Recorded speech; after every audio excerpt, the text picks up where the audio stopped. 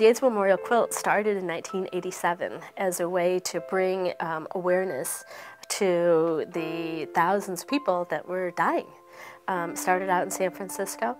Cleve Jones is the founder of the quilt, and he is a real advocate and activist for HIV/AIDS. Put together this visual reminder, this beautiful woven panels that really told stories, stories of men and women and children that were just dying.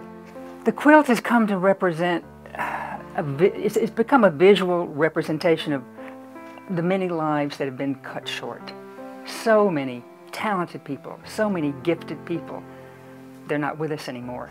And you can see that when you see the quilt. It really brings it home to people. It's such a dramatic illustration. The first time I saw the quilt, I cried because it reminded me of my granddaughter and the issues that my oldest daughter is going through now, being HIV positive.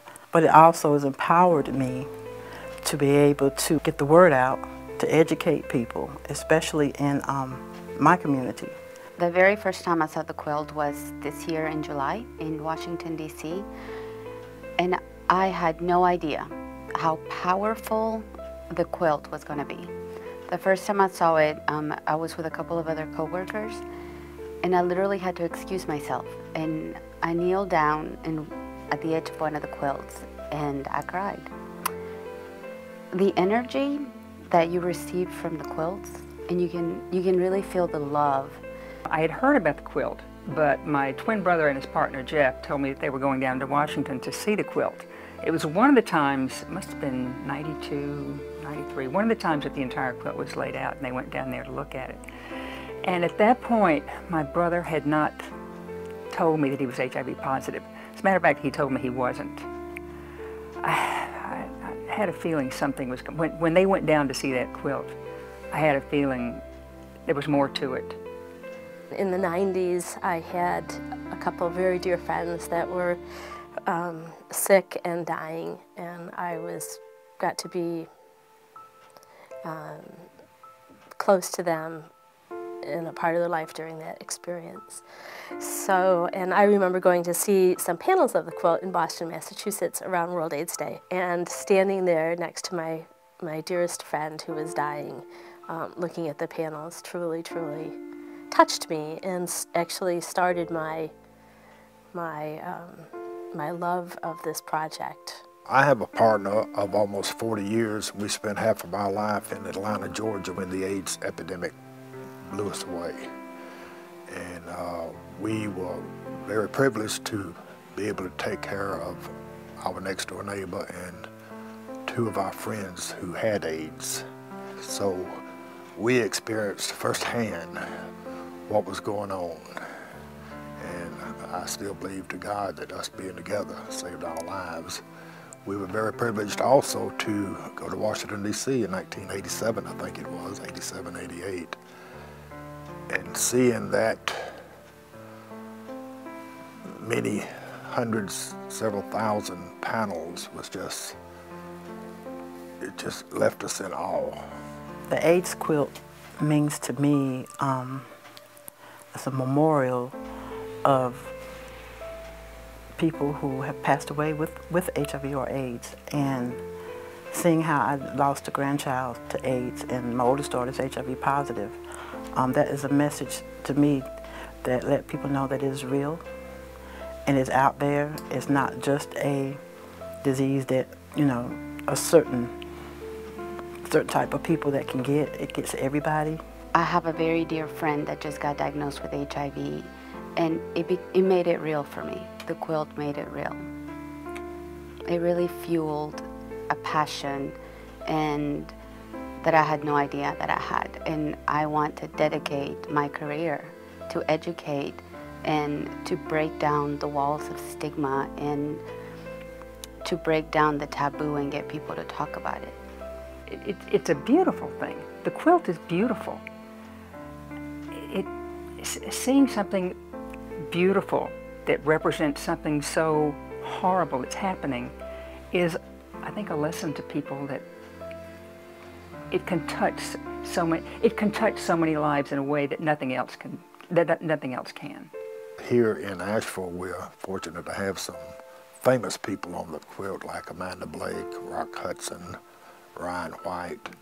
But when you see the quilt and you see someone that you knew, you touch that panel,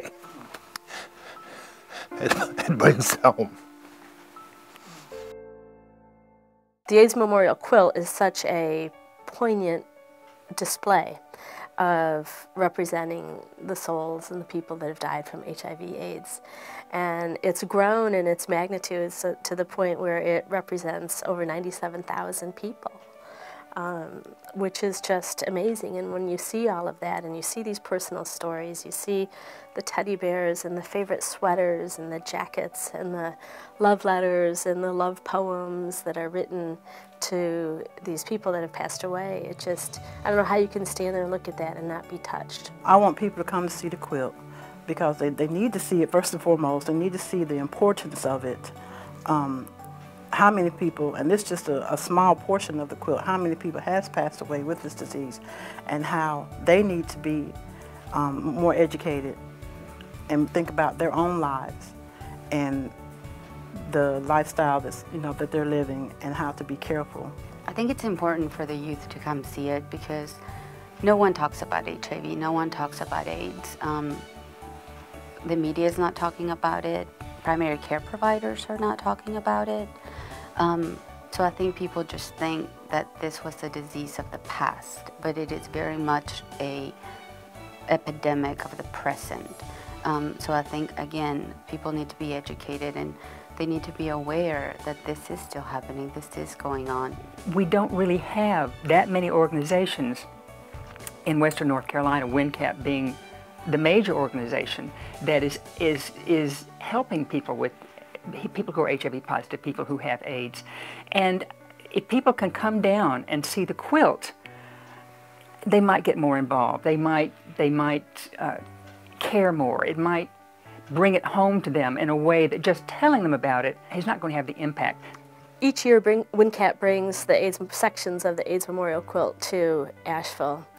And each year, we really hope that more and more people throughout Western North Carolina will travel to this area to have the opportunity to see the quilt, to touch it, and to learn more about the lives that have been lost. It's also a great opportunity for education. Bring your family with you, bring your children, bring your mom and daddy, especially if they're older, because AIDS was such a hard situation to understand because they assumed it was in the gay community and it was the gay curse. Well, it's not a gay disease. It is an American problem. And if they will stare at some of the panels, because some of them have little sayings on them and everything, it's just education, once again, exposure. I would invite everyone, especially in the African American communities here in the city of Asheville, all the churches, they just need to come and see for themselves. I mean, we can talk about it, but it's different when you go and you can see it for yourself. So I just encourage everyone just to come and see it. World AIDS Day is December 1st, and it's a day that's recognized across the globe, all around the world. Scientists, researchers, advocates, agencies will be coming together to put focus and draw worldwide attention to the AIDS pandemic. And our Candlelight Memorial Vigil will be at 7 o'clock, and it's open to all. We invite everybody to come, and we'll be surrounded by the quilts at the Haywood Park Hotel atrium, and have an evening of remembrance and an evening of hope.